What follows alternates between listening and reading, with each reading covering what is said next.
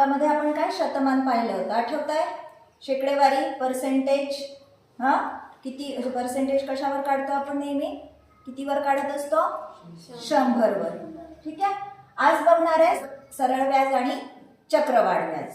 ठीक आहे. तुम्ही बँक वगैरे आपण आपल्या पुस्तकामध्ये आपण पाहिलेलं आहे आणि हे सगळं आपण सरळ व्याज, चक्रवाढ व्याजाची आपण सूत्र तयार केलेली आहे.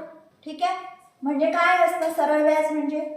एकतर आपण कोणाकडून कर्जाने रक्कम घेतलेली असेल किंवा एखाद्या बँकेत आपण ठेवलेली असेल. ठीक आहे. कर्जाने घेतली असेल आपण रक्कम एखादी, तर त्याच्यावर आपल्याला काय द्यावं लागतं? व्याज द्यावं लागतं. बरोबर आहे. किंवा आपण जर बँकेत ठेवली असेल एखादी रक्कम, तर बँक आपल्याला व्याज देते. बरोबर आहे. आठवतंय हे सगळं? त्याचं सूत्रही तयार केलं होतं आपण. काय आहे सूत्र सरळ व्याजाचं?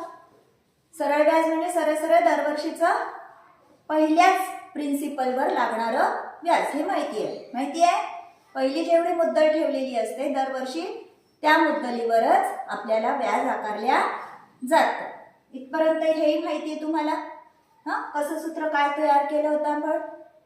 मुद्दल गुणिला व्याजदर गुणिला किती वर्षांसाठी आपण एखादी रक्कम ठेवली आहे किंवा किती वर्षांसाठी कोणाकडून तरी घेतलेली आहे, त्याला आपण कसं दर्शवतो?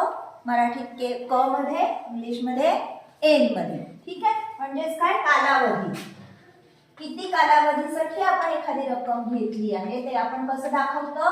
सूत्रामध्ये एन या अक्षराने दाखवतो किंवा मराठीत क या अक्षराने दाखवतो. ठीक आहे. सरळ व्याजाचं सरळ काय सूत्र तयार होतं?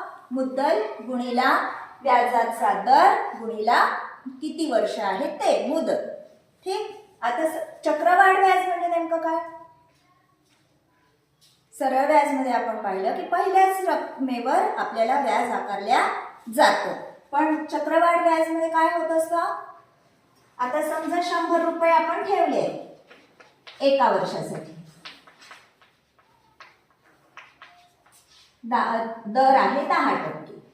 कसा लिहितात? दशे. बरोबर. इंग्लिश मध्ये यालाच म्हणतात PCPA, परसेंट पर ॲनम. ठीक आहे.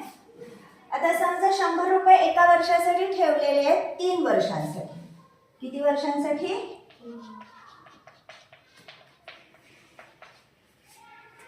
मग आता दुसऱ्या वर्षी, आता हे झालं पहिलं वर्ष. पहिल्या वर्षी काय आलं? किती आलं ह्याचं व्याज? किती होईल मग? तिथे लिहू आपण. पहिल्या वर्षी व्याज किती होईल? 100 अधिक 10. किती? 110. व्याज 10 रुपये आणि आपली मग रास काय होईल? 110. समजला? रास बरोबर आपण काय म्हणतोय? प्रिन्सिपल अधिक इंटरेस्ट म्हणजे मुद्दल अधिक आपलं व्याज, म्हणजे 100 अधिक हे 10 व्याज. ठीक आहे. आता दुसऱ्या वर्षी आपली मुद्दल कोणती होईल? जी पहिल्या वर्षीची रास असते ती आपल्याला आपली काय होईल? दुसऱ्या वर्षी मुद्दल होईल. आठवलं? झालेलं आहे हे आपलं सगळं. काय होईल? दुसऱ्या वर्षी आपली मुद्दल काय होईल? जी पहिल्या वर्षीची रास आहे आपली, काय आहे इथे रास? 100 अधिक, इथे लिहून घेऊ 100 अधिक 10. पहिल्या वर्षीची रास आहे ती काय होते आपली? दुसऱ्या वर्षी मुद्दल होते आणि मग ह्याच्यावर परत 1 वर्षासाठी व्याज बसवल्या जातं. किती टक्के? 10%. ठीक आहे. मग आता कसं होईल आपलं सूत्र? 110 गुणिला 1 वर्षासाठी 10 रुपये भागिला 100. 100 कटले, 0 कटले, 11 1 11. म्हणजे आता तिसऱ्या वर्षीचं आपलं काय होईल रास? 110 अधिक व्याज किती आलं? 11. ठीक आहे. आठवलंय सगळं? म्हणजे काय आहे चक्रवाढ व्याज म्हणजे? पहिल्या वर्षीची जी रास असते ती आपली दुसऱ्या वर्षी काय होते? मुद्दल होते. ठीक आहे. प्रिन्सिपल आपली कोणती असते दुसऱ्या वर्षी? पहिल्या वर्षीची जी अमाऊंट तयार झालेली असते व्याज मिळून, ती आपली दुसऱ्या वर्षी मुद्दल होते आणि म्हणून ह्या चक्रवाढ व्याज नेहमी खूप जास्ती लागल्या जातो. चक्रवाढ व्याजाने जर आपण एखादी रक्कम ठेवली असेल कुठे किंवा आपण उधारीवर घेतली असेल, कर्जावर घेतली असेल, तर आपल्याला जास्ती व्याज द्यावं लागतं. ठीक आहे. त्याचे सूत्र आपण तयार केलं होतं. काय होतं चक्रवाढ व्याज दर?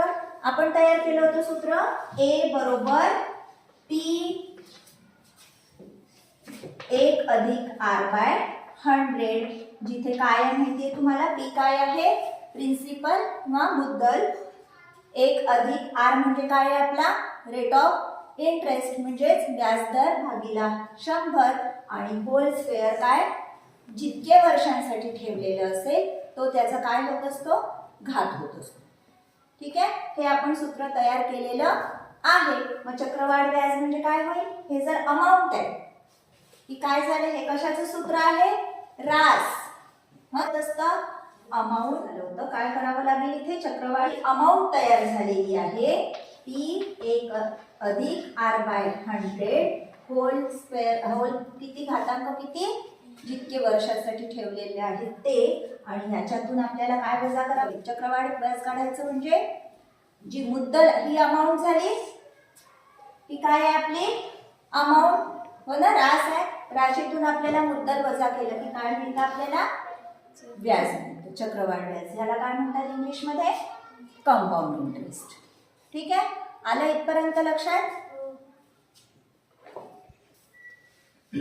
हा. आता बघू आपण चक्रवाढ व्याजामध्ये इथे आपण अधिक लिहिलेलं आहे. ठीक आहे एकंदरीत. पण जर किमतीमध्ये घट, आता हे केव्हा असतं? किमतीमध्ये जर वाढ होत असेल तर इथे काय लिहितात? 1 अधिक R/100. पण किमतीमध्ये जर घट होत असेल म्हणजे किंमत जर आता कधी कधी आपण वस्तू वापरतो आणि झीज होते ना, आणि मग जर आपण हे द्यायला गेलो तर त्याच्यावरचं झीज काढल्या जाते. त्याची किंमत काय होते? कमी होते. ठीक आहे. म्हणजे किमतीमध्ये जर घट होत असेल किंवा कमी होत असेल तर या ठिकाणी काय तयार होईल? काय होईल हे सूत्र? 1 वजा R/100 पूर्ण घातांक आपला. ठीक आहे. आलं लक्षात? तर अशा प्रकारची आपल्याला उदाहरणं विचारलेली असतात की मुद्दल समान आहे, दर समान आहे, पण मुदत भिन्न आहे, तर त्या दोन राशींमध्ये फरक किती? तर आता तो फरक इथे तर लिहिलेला आहे. काय फरक? हा मुदतीच्या फरकाच्या व्याजा इतका असतो. समजा आपण एखादं उदाहरण पाहू. समजा 5,000वर 3 वर्षासाठी 10 रुपये दशादशी. ठीक आहे. आणि मुद्दल समान, दर समान 5 वर्षासाठी. आपल्याला काय म्हटलेलं आहे की हा जी राशी तयार होईल, जी अमाऊंट तयार होईल, म्हणजे याच्यावर जे व्याज लागून जे अमाऊंट तयार होईल, 5 वर्षासाठी जे व्याज लागून अमाऊंट तयार होईल, त्या अमाऊंट मधला फरक हा असं म्हटलेला आहे की या मुदतीच्या फरका एवढा, मुदतीच्या फरकाच्या व्याजा इतका असतो. सांगा मुदतीमधला फरक? 2. ठीक आहे. दोन्ही मुदतीमधला फरक किती आहे? 2 वर्षासाठी. आता आपण बघू 2 वर्षावर किती व्याज लागेल.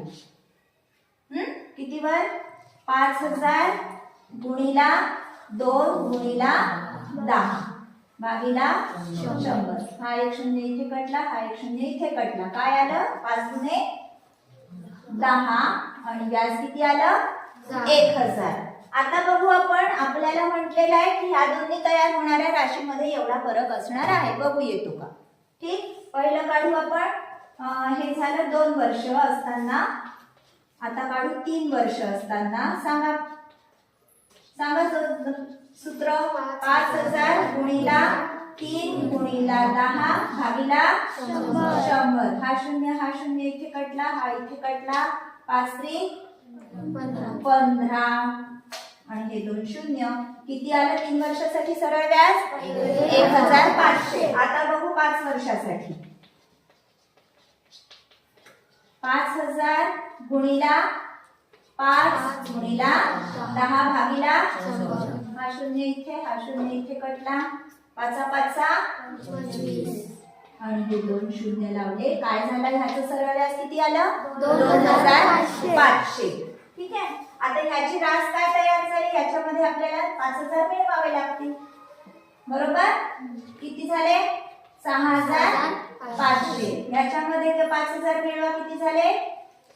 7500. बघा यातला फरक किती आहे? 1000 रुपये फरक आहे, जो की 2 वर्षासाठीचा आपला सरळ व्याज आहे. ठीक आहे, आलं मग आता हे लक्षात? अशा प्रकारची उदाहरणं आली तर आपण डायरेक्ट काय करायचं? फरकाचा व्याज काढायचा आणि राशींमध्ये तितका फरक आहे हे सांगायचं. वाचा हे. समान मुदतीसाठी मिळणाऱ्या व्याजाचे गुणोत्तर हे त्याच्या मुद्दल व दर यांच्या इथे आपलं राहिलं दर यांच्या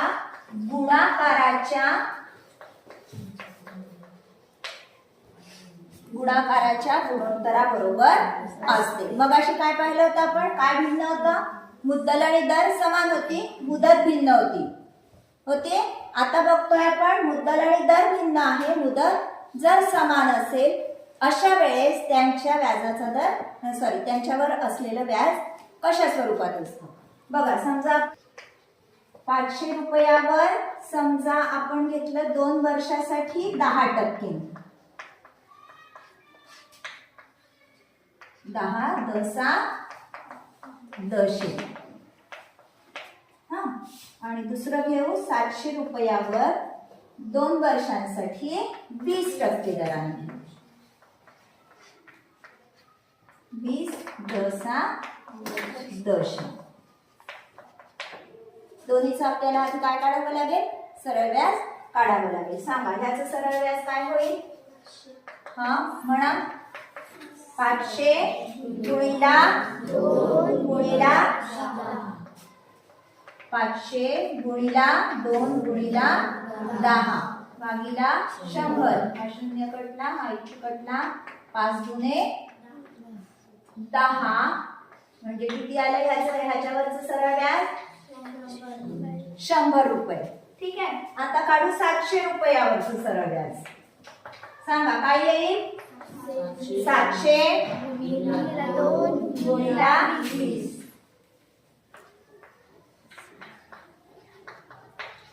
काय येईल? करा गुणाकार.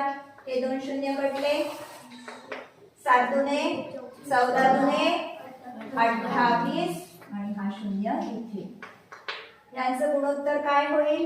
100/280.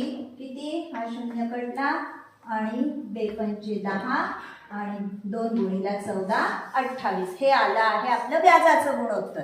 आपल्याला म्हटलेलं काय आहे की दोन्ही मुद्दल आणि दर यांच्या गुणाकाराच्या गुणोत्तराबरोबर असतात. आता बघू आपण याचा गुणाकार करून बघू.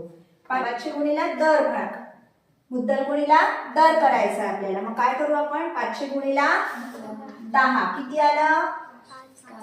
500 गुणिला 10 5000. 700 गुणिला 700चा दर किती सांगितलाय? किती येईल मग? 7 दुने 14 हे 0. ठीक, यांचा गुणोत्तर करून बघा. हे तिन्ही 0 कटले, 5/14 जे की आपल्या व्याजाच्या गुणोत्तरा इतकं आहे. ठीक आहे, आलं लक्षात? तर अशा प्रकारचे जेव्हा प्रश्न असतील, म्हणून प्रश्नांचं विचारलेल्या उदाहरणांचं सुद्धा निरीक्षण करायचं आणि त्यांच्या पर्यायांचं सुद्धा निरीक्षण करायचं.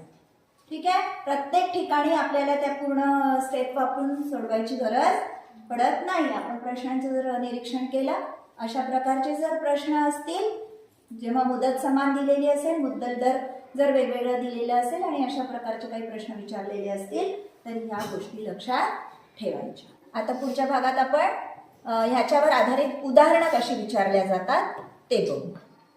व्हिडिओ आवडल्यास नक्की लाईक, शेअर आणि कमेंट करा.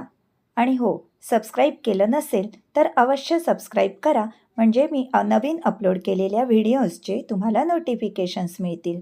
धन्यवाद.